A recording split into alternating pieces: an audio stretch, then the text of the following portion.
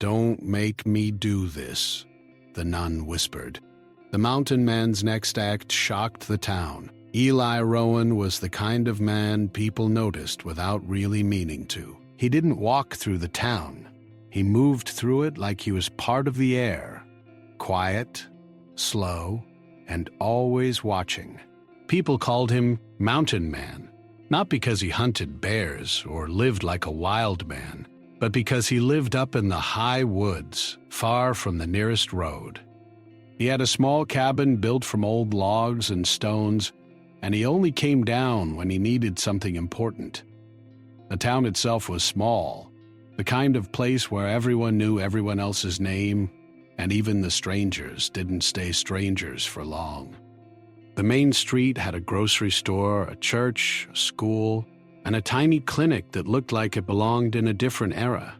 In the winter, the mountains around the town looked like they were holding the sky up. In the summer, the air smelled like pine and fresh earth. It was peaceful, but the peace sometimes felt like a thin glass covering something deeper. Most of the people in town were friendly. They smiled, waved, and talked about the weather like it mattered. But they didn't smile at Eli. They watched him from a distance, like he was a strange animal that might suddenly run wild. Children were warned not to follow him, and adults avoided his eyes when he passed by. No one knew much about him, but the little they did know made them uneasy. There were rumors, of course, the kind of rumors that spread quickly in a small town because they give people something to talk about. Some said he had once been a soldier who had seen too much. Others said he had lost his family in a fire and never recovered. A few even whispered that he had done something bad, something so bad he had to hide. No one had proof, but that didn't stop people from believing the worst. The truth was simpler than all those stories. Eli had lived in the town years ago. He had a wife, and they had a small child. But one day, his wife had died in a sudden illness. The doctors couldn't save her, and the town's sorrow became Eli's burden.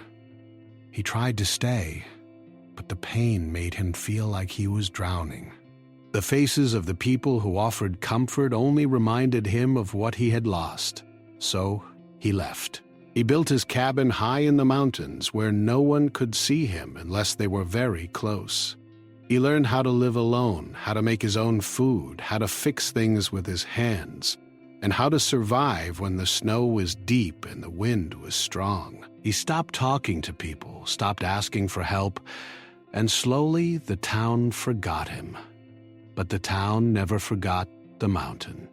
Every once in a while, someone would see a fire burning in the distance, high above the trees.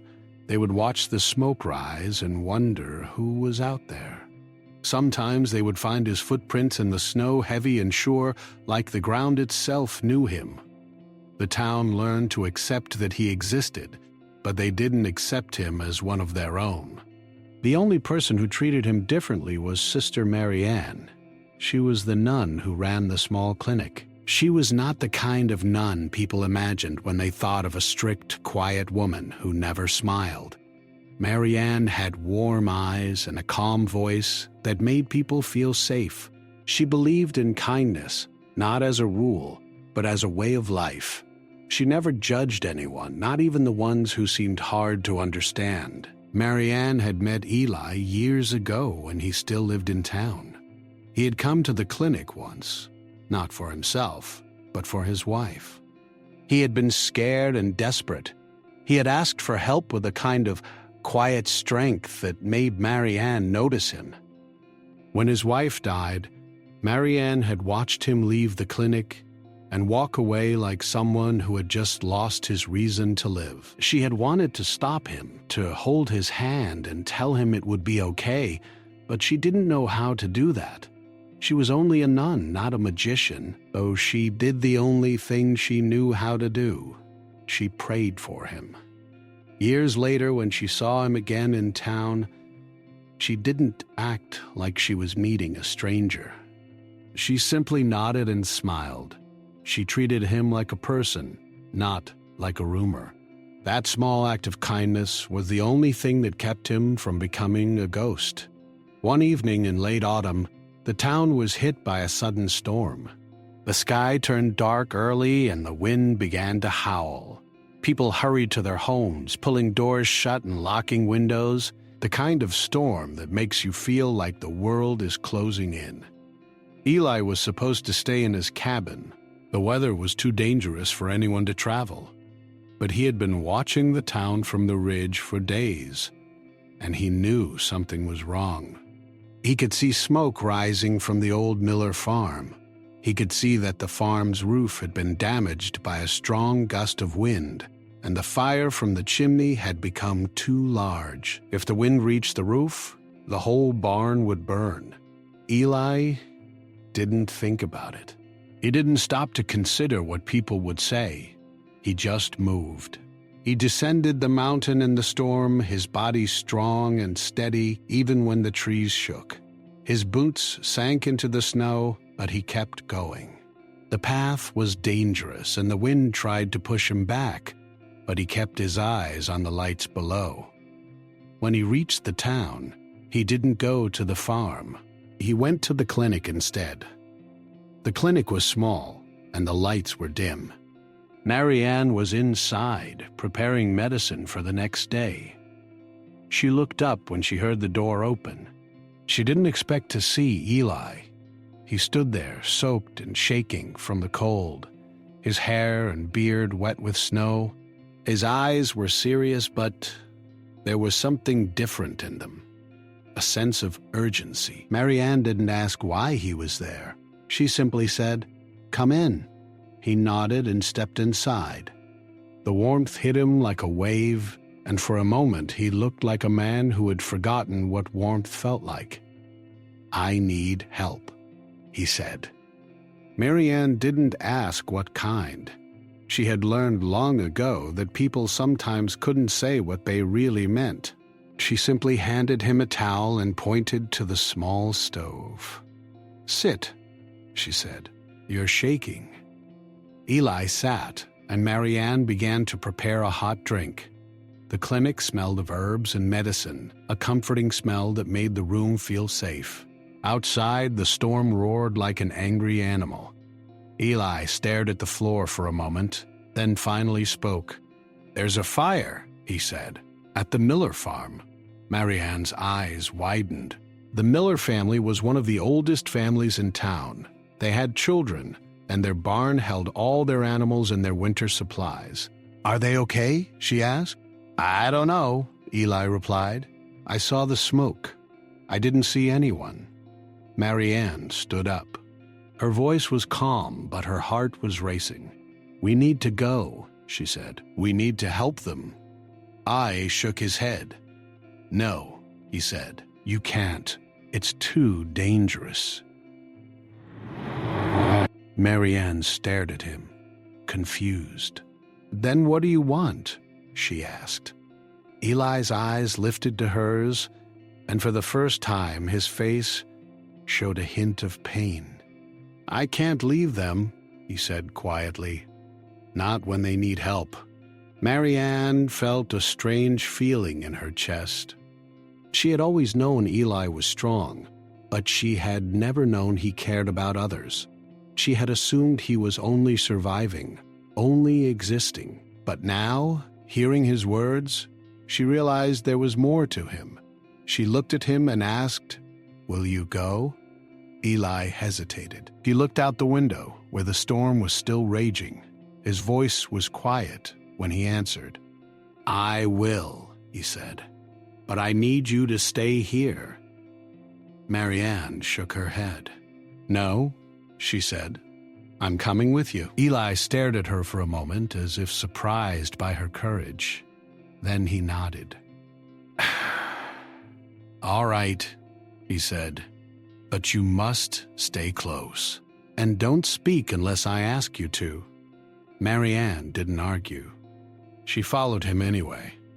They left the clinic and stepped into the storm. The wind hit them like a wall, but Eli moved forward as if the storm didn't matter. Mary Ann struggled to keep up, her hands shaking, her face stinging from the cold. The path to the Miller farm was difficult. The snow was deep, and the wind was strong. The town's lights were faint, but Eli seemed to know the way without looking. He moved with purpose, like he had done this many times before. Mary Ann began to understand something. Eli wasn't just a mountain man. He was a man who had lived with nature in a way that made him fearless. He wasn't afraid of the storm because he had survived storms before. He wasn't afraid of danger because danger had been his life. When they reached the farm, the roof was already on fire. The flames were bright and the smoke was thick.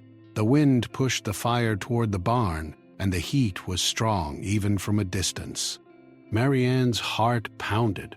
She could hear someone inside the house calling for help, a child's voice.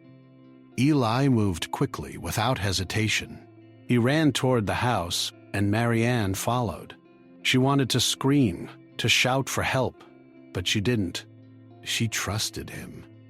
Eli kicked the door open and rushed inside. The heat hit him like a wave, but he didn't stop. Mary Ann stood at the entrance, her hands over her mouth, watching. For a moment, she felt the fear that everyone else felt when they thought of Eli. She felt it because he was risking his life in a place where people would not normally risk their lives. But then she remembered something she had always believed. The kindest people often come from the places others fear. Eli disappeared into the smoke. Mary Ann waited, her heart beating fast, her mind filled with questions. Why was he here? Why was he risking his life? What had changed? But time was moved. She didn't have time to think. Eli appeared again, carrying a small child in his arms. The child was coughing, eyes wide with fear, and wrapped in a blanket. Eli's face was covered in soot, but his eyes were calm. He set the child down gently outside, and Mary Ann rushed to help. She wrapped the child in her coat and held him close. The child was trembling, but he was alive. Eli stood there, breathing heavily, his clothes torn and burned at the edges. He looked at Mary Ann, and his voice was quiet. "Are they safe?" he asked. Mary Ann nodded, her voice shaking. "Yes," she said. "They're safe." Eli's shoulders relaxed for a moment, as if a weight had been lifted. But his eyes remained serious. He turned to Mary Ann and said, "I didn't come down for the town." Mary Ann looked at him confused. "I came down for the people who need help," he said, "not for the ones who judge me." Mary Ann understood then that Eli was not the monster the town imagined. He was a man who had been hurt, who had chosen silence instead of pain, and who still cared enough to risk his life for others. The storm continued to rage, but for the first time, the town felt a little less cold. The mountain man had come down, and for the first time, someone in the town saw him not as a threat, but as a person. And that was only the beginning. The next morning, the town felt different. The storm was gone, and the sky was bright and clear. Birds returned to the trees, and the air smelled fresh, like everything had been cleaned. People stepped outside and talked about the fire as if it was a bad dream. They were relieved that no one was hurt, but the memory of the smoke still felt heavy. In the center of town, people gathered at the clinic. They were not there to see the doctor or get medicine. They were there to see the mountain man. No one had expected him to come down from the mountain. No one had expected him to risk his life. And no one had expected him to save a child.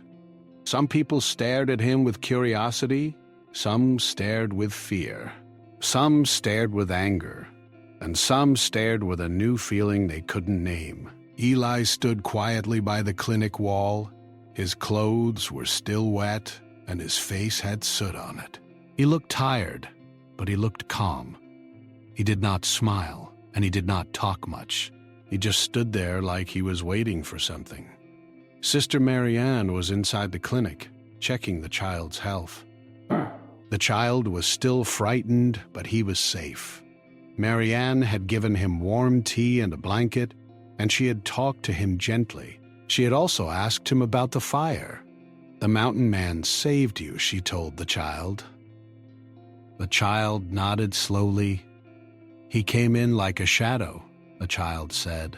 "He was like a hero from a story."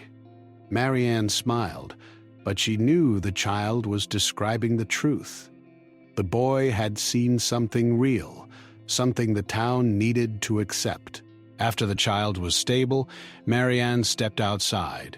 She saw Eli still standing by the wall. She walked toward him, and he looked at her. "You did something good," she said softly. Eli didn't respond right away. He looked toward the sky, as if he was thinking about something far away. "I didn't do it for praise," he said finally. "I did it because it was the right thing." Marianne nodded. She knew he meant it. She also knew that the town would not understand him. The town had always feared him. The town had always judged him. Now they would have to change their minds, and that was not easy. As the day passed, people began to talk about the fire. They talked about the mountain man. They talked about how he had risked his life. Some people said he was brave. Some people said he was strange. Some people said he was dangerous. The same old opinions returned, but now they had a new story to support them. Deputy Harrow, the town's law officer, was one of the first people to react. He was a tall man with a strong voice. He was used to being respected, and he did not like being challenged. He walked into the clinic and looked around. His eyes landed on Eli, and he frowned. "Who let him in here?" Harrow asked loudly. Marianne stepped forward. "He came because he needed help," she said. Harrow shook his head. "He is not safe. He is a stranger. We don't know what he wants." Marianne looked at him calmly. "You saved a child last night," she said. "That is what he wanted." Harrow's face tightened. He didn't like hearing that. He didn't like the idea that someone he didn't control could become a hero.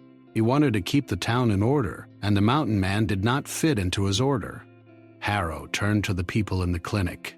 "This is not over," he said. "We need to investigate.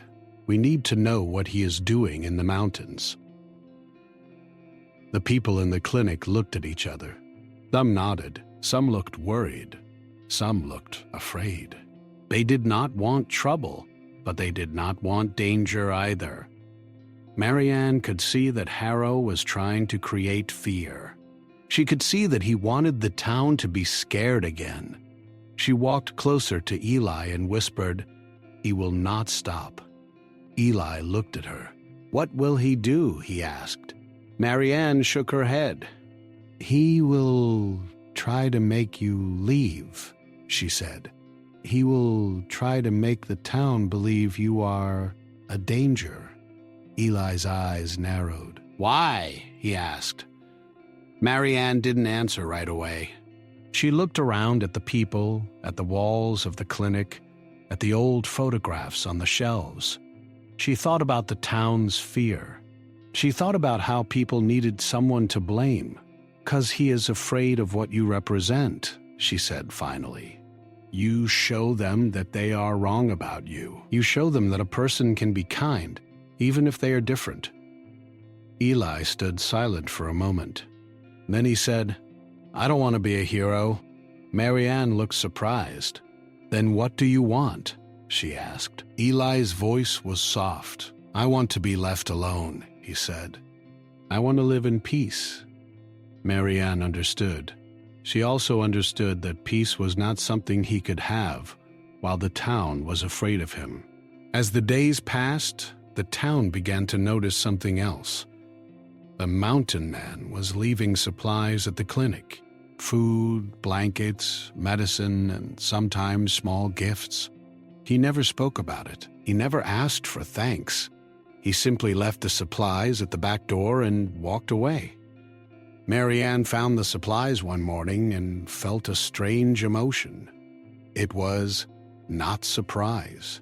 It was not anger. It was something like hope. She knew the town had people who needed help. She knew there were families who could not afford medicine, children who needed warm clothes, and elderly people who needed food.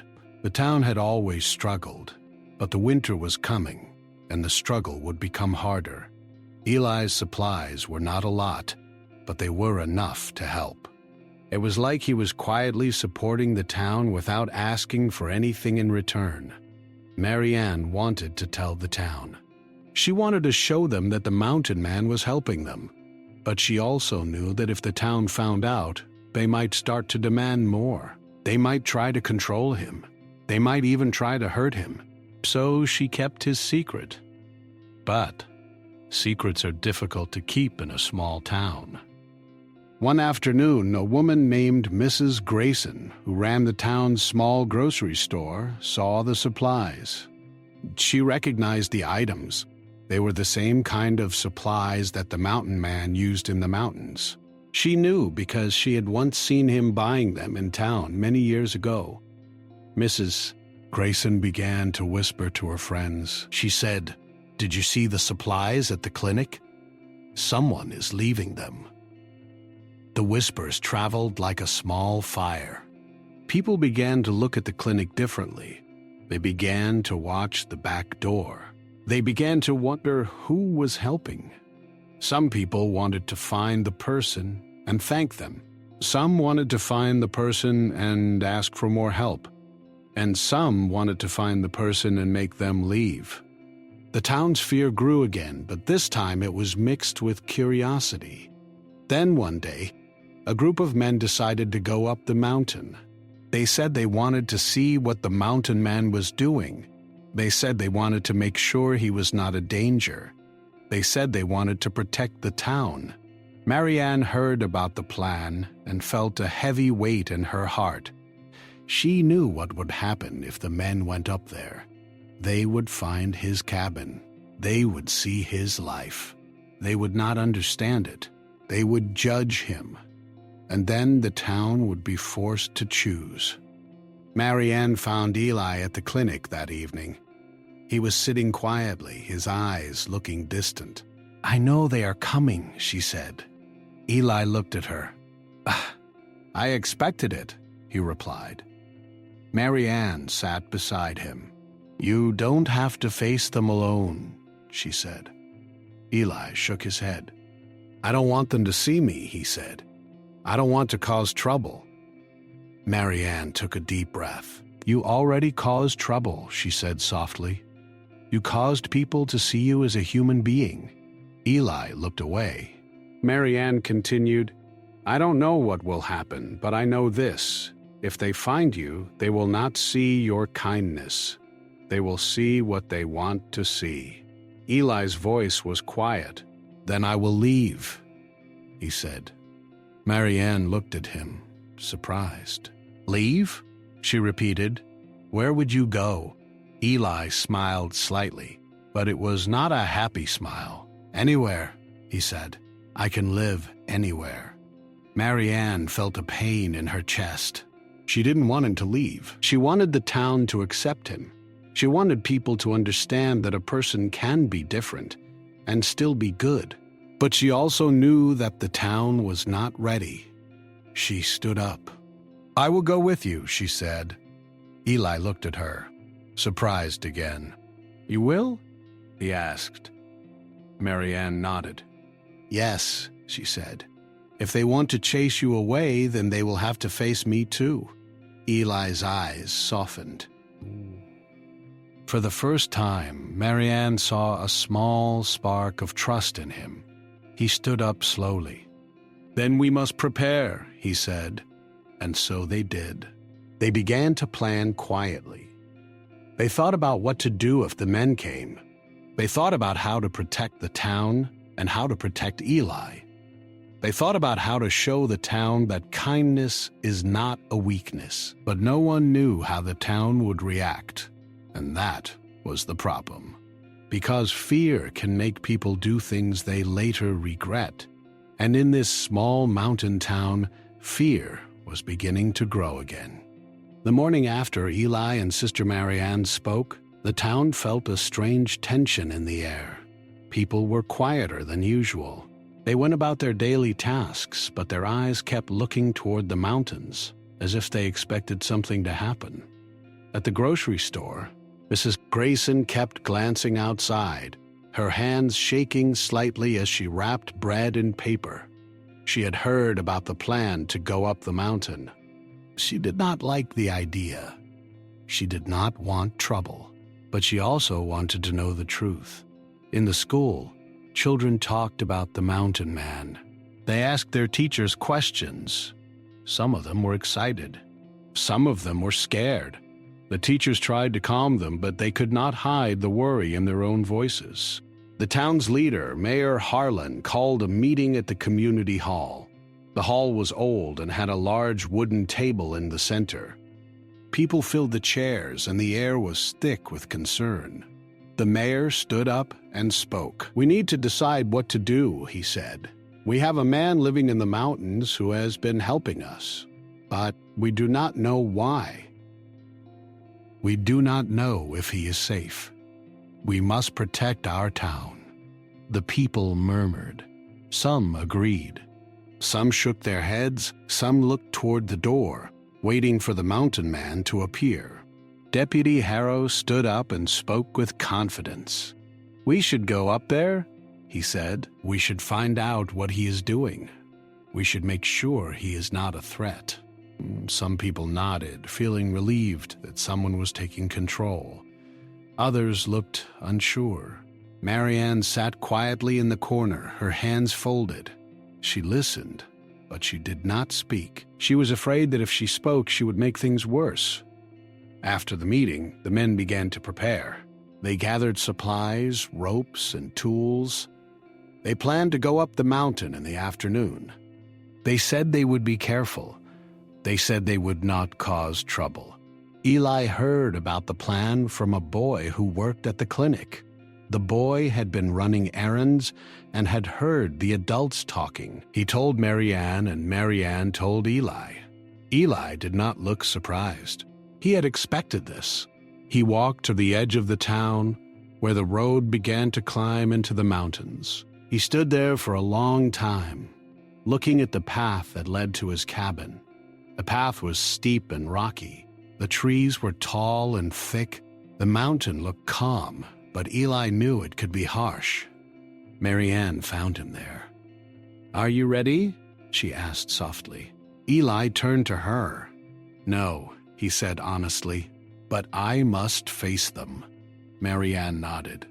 "Then we must do it together," she said. They walked back to the clinic. Marianne packed a small bag with food, water, and medicine. She also packed a small notebook and a pen. She wanted to write down what happened. She wanted to remember the truth, in case the town's fear made them forget. Eli watched her pack. He had always lived alone. He was not used to someone caring about what he needed.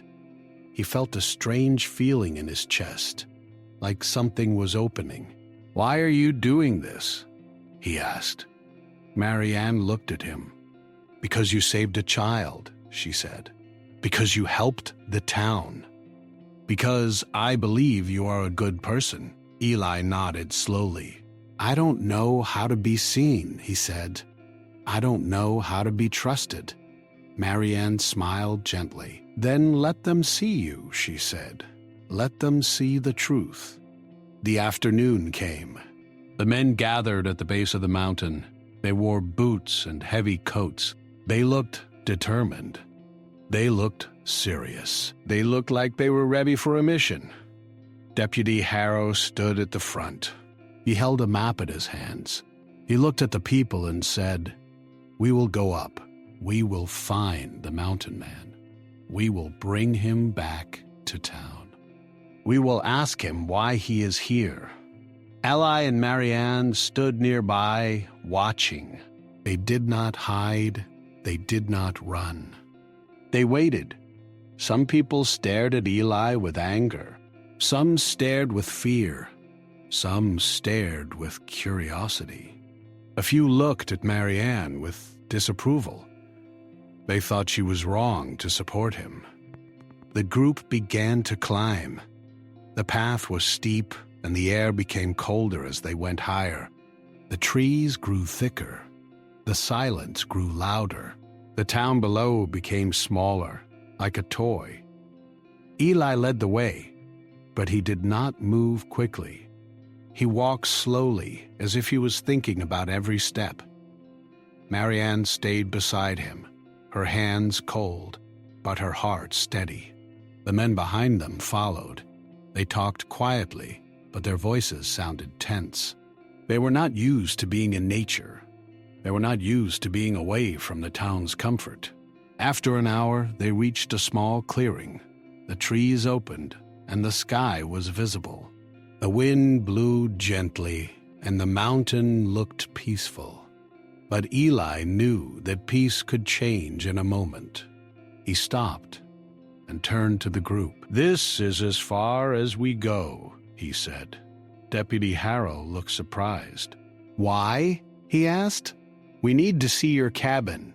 Eli looked at him calmly. "You will not like what you see," he said. Harrow frowned. "What are you hiding?" he asked. Eli took a deep breath. He knew this moment would be difficult. He knew that the town would not understand his life. He knew that they would judge him, but he also knew that hiding would not help. He nodded toward the trees. "Follow me," he said. The group hesitated, but they followed. The path became narrower. The trees grew closer. The air smelled of pine and earth. The silence felt heavy. Finally, they reached Eli's cabin. It was small but well built. The logs were strong, and the roof was covered with thick branches and leaves. Smoke rose from the chimney. There was a small garden nearby, where Eli had grown a few vegetables. There were jars of preserved food on a shelf outside. There were tools neatly placed near the door. The men looked at the cabin in silence. Some of them looked disappointed. Some looked confused. Some looked angry. Deputy Harrow stepped forward. He looked at Eli and said, "This is your home?" Eli nodded. "Yes," he said. Harrow looked around. "What is this?" he asked. "Why do you live like this?" Eli answered calmly, "Because it is quiet," he said. "Because I can live without hurting anyone." Harrow's face tightened. "You could have come to town," he said. "You could have asked for help." Eli looked at him. "I did not want to be a burden," he said. "I did not want to be judged." The men looked at Eli's garden and his jars. They saw his life. They saw that he was not wild or dangerous. They saw that he was a man who could take care of himself. But the fear did not leave them. One of the men stepped forward. He looked at Eli and said, "Why are you helping us?" Eli looked at him and replied, "Because you are people. Because you are my town." The man looked surprised. He did not know what to say. Marianne stepped forward and spoke. "He saved a child," she said. "He helped the town. He did not ask for anything in return." The men looked at Marianne. Some of them looked angry at her. Some looked ashamed. Deputy Harrow spoke again. "We are not here to argue," he said. "We are here to make sure you are safe." Eli nodded. "I understand," he said. "But I am safe." Harrow's eyes narrowed. "Are you sure?" he asked. Eli looked at him and said, "Yes." There was a silence. Then, suddenly, One of the men pointed toward the cabin's back door. He saw a small pile of supplies. He recognized them. They were the same supplies that had been left at the clinic. The man's face changed. He looked shocked. "Those supplies?" he said. "He's been helping us." The group fell silent again. The fear in their eyes began to change. It turned into something else. It turned into confusion. They had expected to find a dangerous man. They had expected to find a stranger who might harm them. But instead, they found a person who had been helping them. Deputy Harrow looked at Eli and said, "Why didn't you tell us?" "Because I did not want to be seen as a hero," he said. "I did not want people to come to me for help. I wanted to help without being noticed." Harrow looked down. He did not know what to say. He felt something shift inside him. He had always believed he was protecting the town, but now he realized he might have been wrong. Marianne spoke again. "Ellie is not your enemy," she said. "He is your neighbor." The men looked at each other. Some of them began to feel embarrassed. Some of them began to feel ashamed. They had judged a man without knowing him. But not everyone was ready to change. One of the men, who had been the loudest in the group, stepped forward and said, "This is not right. We should not trust him." Eli looked at him and said, "You don't have to trust me, but you should not fear me." The man looked angry. He turned and walked away. The others followed, leaving Eli and Marianne alone on the mountain. Eli watched them leave, his eyes calm. He did not look angry. He did not look hurt. He simply watched. Marianne looked at him and said, "Some of them will never understand." Eli nodded. "I know," he said, "but some of them will." They walked back down the mountain. The town below looked the same, but everything felt different. Eli had shown them his life. He had shown them his kindness. He had shown them that he was not what they had imagined, but the town's fear was still there. It was not gone. It was only quieter. Marianne held Eli's hand for a moment, not because he needed help, but because she wanted him to know he was not alone. And in that moment, Eli felt something he had not felt in a long time: hope. After the mountain meeting, the town felt a strange quiet. It was not the peaceful quiet that comes after a storm. It was the kind of quiet that feels like something is waiting to happen. People spoke less. They watched more. They seemed unsure of what to think. Some of the men who went to the mountain returned with stories. They said Eli's cabin was clean. They said he had food and supplies. They said he looked like a normal person. They said he was not a wild man. But their stories also carried something else, something like anger. They could not understand why Eli lived alone. They could not understand why he did not want to be part of the town. They could not understand why he didn't trust them.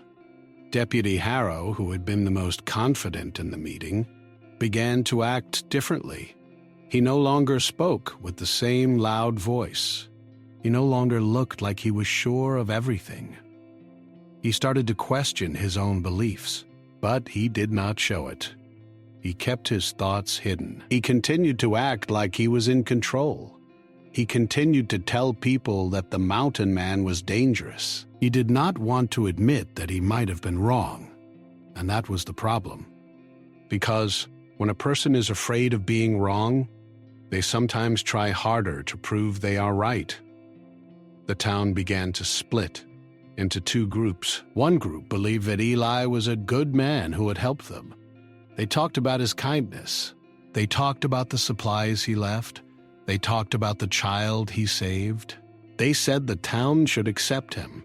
The other group believed that Eli was still a stranger who could be dangerous. They said he was hiding something. They said he was too different to trust. They said the town should ask him to leave. Marianne watched the town change. and she felt a heavy sadness. She had hoped that showing Eli's life would change the town. She had hoped that people would see the truth. But she realized that truth does not always win. Truth can be ignored. Truths can be twisted. Truths can be forgotten. One morning, Marianne woke up to a loud knock on the clinic door. She opened it and saw Mayor Harlan standing there with a serious look on his face. "Good morning, Sister Marianne," he said. "We need to talk." Marianne stepped aside and let him in. The mayor sat down in the small waiting area, his hands folded. "I have received complaints," he said. "People are afraid. They say the mountain man is a threat." Marianne nodded slowly. "They are afraid of what they do not understand," she said. Mayor Harlan sighed. "We need to make a decision," he said. "We cannot let fear control the town. We need to protect our people." Marianne looked at him and asked, "What decision?" The mayor hesitated. He looked down. "We must ask Eli to leave," he said quietly. Marianne felt her heart drop. She did not expect this. She had hoped the town would choose kindness. "Ask him to leave?" she repeated. "After all he has done?" The mayor looked at her. "He is not one of us," he said. "We do not know him. We cannot trust him." Marianne stood up. "He saved a child," she said. "He helped the town. He did not ask for anything." The mayor shook his head. "That does not matter," he said. "We must keep the town safe." Marianne felt anger rise inside her, but she did not let it show. She knew that anger would not help. She needed to be calm. She needed to be strong. "If you ask him to leave," she said softly, "you will lose the help he provides. You will lose the kindness he offers, and you will lose the chance to learn from him." The mayor looked at her, his face tight. "We must think of the town," he said. Marianne nodded. "I am thinking of the town," she said. "But you are thinking of fear." The mayor stood up. "I will talk to him," he said. "But I do not know what will happen." Marianne watched him leave. She felt a deep sadness. She knew that the town was not ready to accept Eli. She knew that the town was not ready to change. She thought of Eli living alone in the mountains. She thought of his quiet life. She thought of the way he had saved the child. She thought of the way he had helped the town without being seen. She knew that if the town asked him to leave, he would not fight. He would simply leave. He would not want to cause trouble. He would not want to be a burden. And that thought made her heart ache. Later that day, Eli came to the clinic. He looked calm, but there was something in his eyes that Marianne had never seen before, a kind of tiredness. He sat down and said, "I heard the town is upset." Marianne nodded. "Yes," she said. "The mayor wants you to leave." Eli did not look surprised. He nodded slowly. "I expected it," he said. Marianne looked at him. "Why?" she asked. "Why would they ask you to leave when you helped them?" Eli sighed. "People do not like what they cannot control," he said. "They do not like being reminded that kindness can come from someone they fear." Marianne felt tears well up in her eyes, but she blinked them away. She did not want Eli to see her cry. She did not want him to feel like he had made her sad. "Do you want to leave?" she asked. Eli looked at her. "I want peace," he said. "But I also want to stay. I want to be accepted." Marianne nodded. "Then we must find a way," she said. Eli looked at her and said, "I do not want to cause trouble." Marianne placed her hand gently on his arm. "You already caused trouble," she said. "You caused people to think."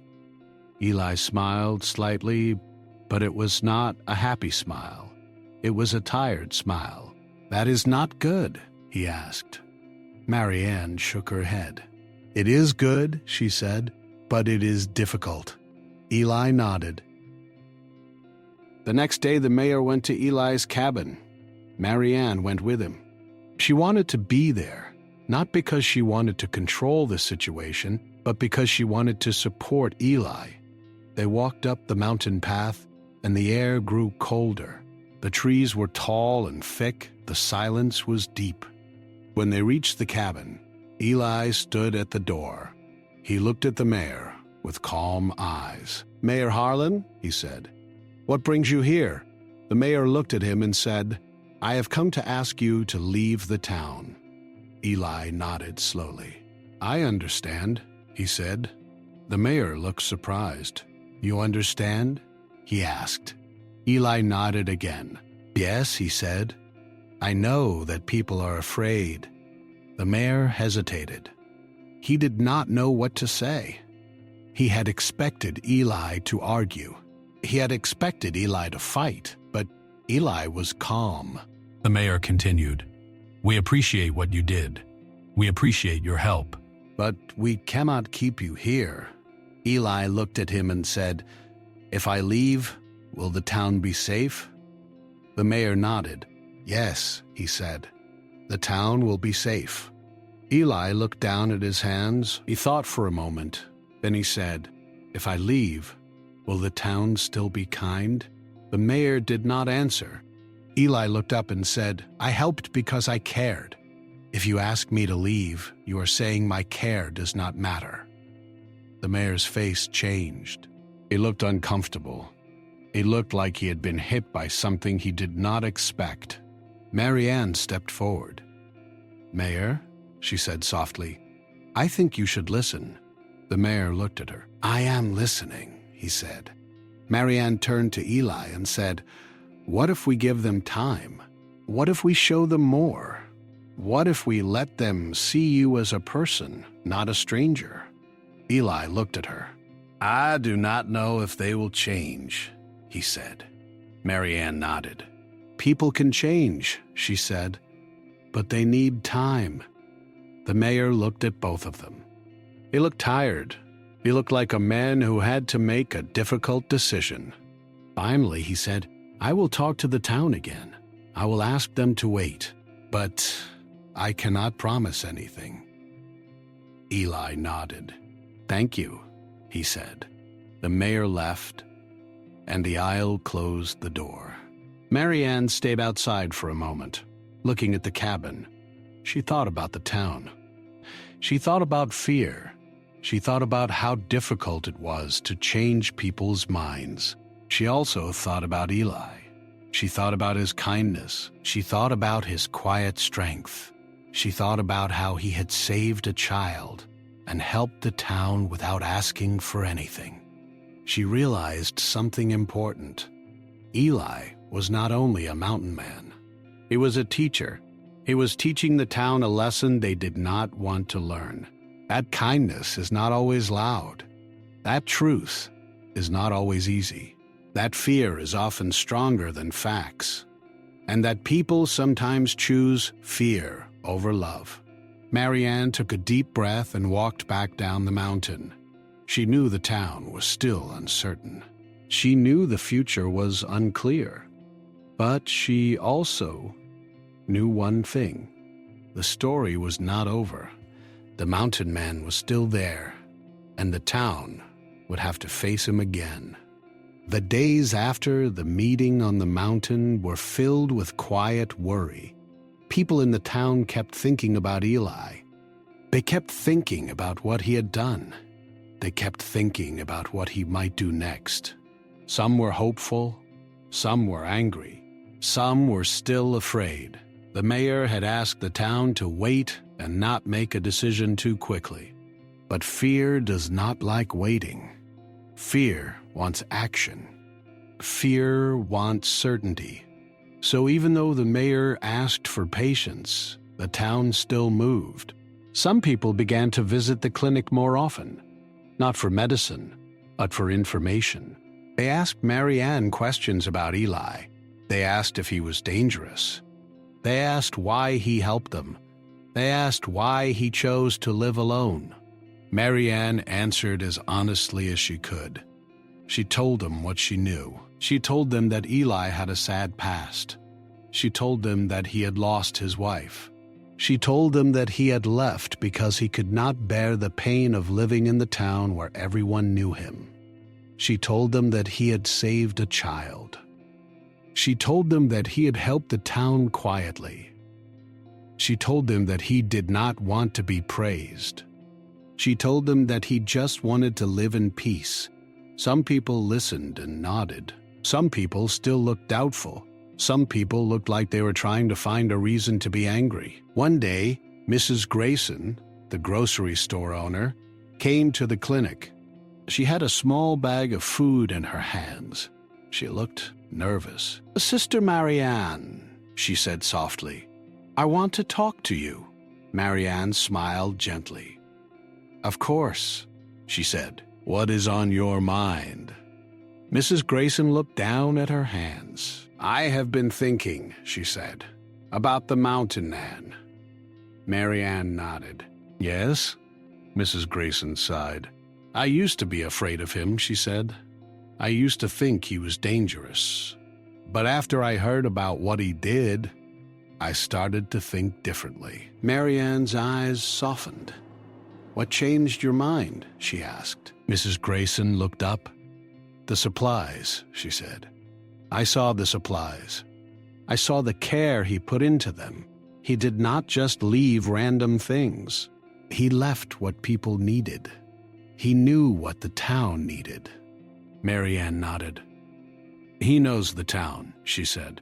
"He has been watching and caring from afar." Mrs. Grayson looked at Marianne with a worried expression. "But the town is still afraid," she said. "Some people want him gone. They want him to leave."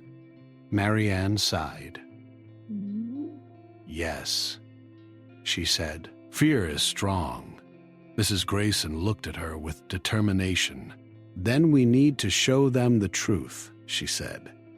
"We need to show them that he is not a danger." Marianne smiled. "How do you suggest we do that?" she asked. Mrs. Grayson took a deep breath. "We invite him to the town," she said. "We invite him to the community hall. We let him speak. We let him show who he is." Marianne looked surprised. "Do you think he will come?" she asked. Grayson nodded. "Yes," she said. "I think he will. He wants to be accepted. He wants to be understood." Marianne thought for a moment. She knew that inviting Eli to the town would be a big step. She also knew it could be risky. People could react badly. People could still be afraid. But she also knew that hiding the truth would not help. So she agreed. She went to Eli's cabin and found him sitting by the small stove. He was reading a book. His face looked calm, but his eyes looked tired. Marianne sat down beside him. Marianne sat down beside him. "I have an idea," she said. Eli looked up. "What is it?" he asked. Marianne explained Mrs. Grayson's plan. She told him about the invitation. She told him that the town needed to see him as a person. She told him that some people were still afraid, but some were willing to listen. Eli listened quietly. He did not speak right away. He looked at Marianne and then looked down at his hands. Finally, he said, "I do not want to be a spectacle." Marianne nodded. "I know," she said, "but this is not about being seen. This is about being understood." Eli sighed. "If I go, they might ask me questions I cannot answer," he said. "They might ask me why I left. They might ask me why I live alone. They might ask me things I do not want to talk about." Marianne placed her hand gently on his shoulder.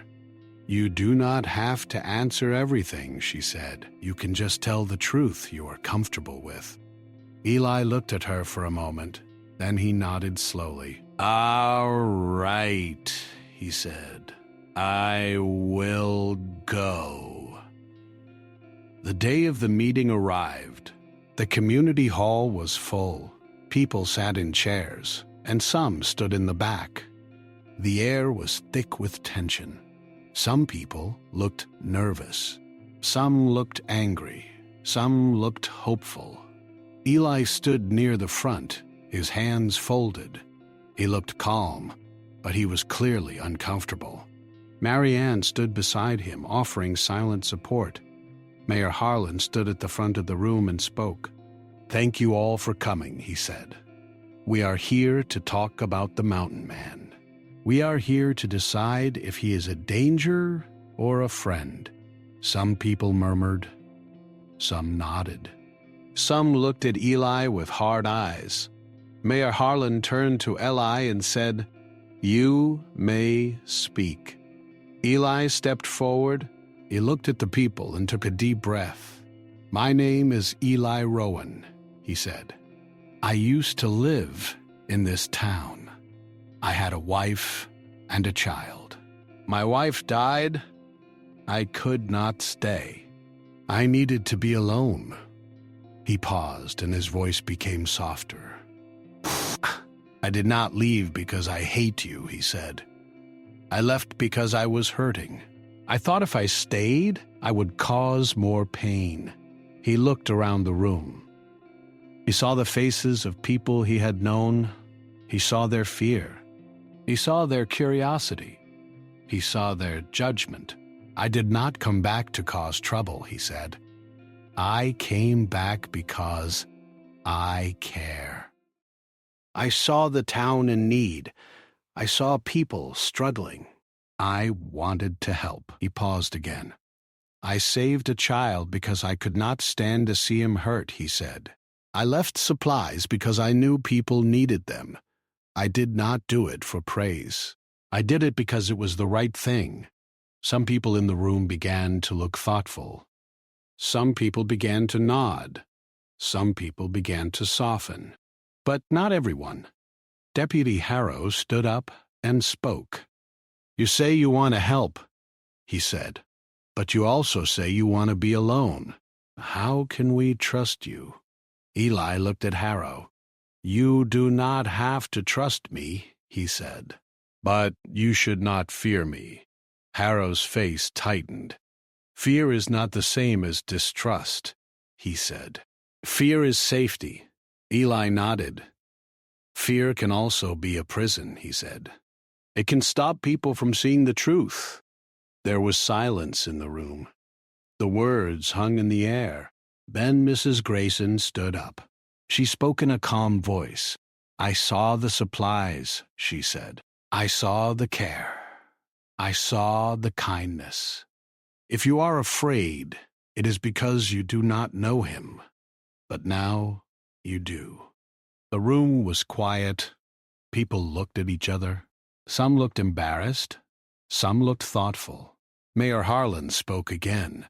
We have heard what he has to say, he said. Now we must decide. The room waited. Then, slowly, a few people began to clap. Not loudly, but softly. One by one, more people clapped. It was not a huge cheer. It was not a loud celebration. It was small, but it was real. Eli looked surprised. His eyes softened. He did not smile, but his face changed. The clapping grew. Some people stood. Some people cried quietly. Some people looked relieved. Deputy Harrow stood in silence. He did not clap. He did not smile. He looked like a man who was losing a battle he did not want to lose. Mayor Harlan looked at Eli and said, You may stay. The room erupted in quiet excitement. People talked to each other, smiling. They looked at Eli with new eyes. Eli stood still. He looked at Marianne. He nodded once. as if to say thank you. Marianne smiled.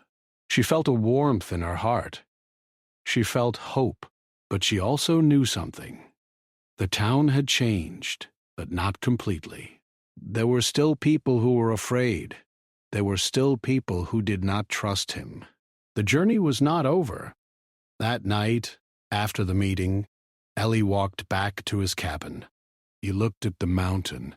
He looked at the town below. He felt a sense of peace. He knew he had done something important. He knew he had taken a step toward being accepted. He knew that he had changed the town's mind, even if only a little. He also knew that he would continue to help, quietly, without asking for praise. He would continue to be the mountain man, but now he would also be part of the town. And for the first time in a long time, he felt like he belonged. Marianne watched him from the clinic window. She saw him walking away, and she felt a deep sense of satisfaction. She had believed in him when no one else did. She had stood by him when the town was afraid. She knew that kindness could change a town. She knew that truth could heal, and she knew that sometimes the strongest people are the ones who quietly do the right thing, even when no one is watching. The town would never forget the night the mountain man stood in the community hall and spoke the truth. And the mountain would never forget the man who lived there,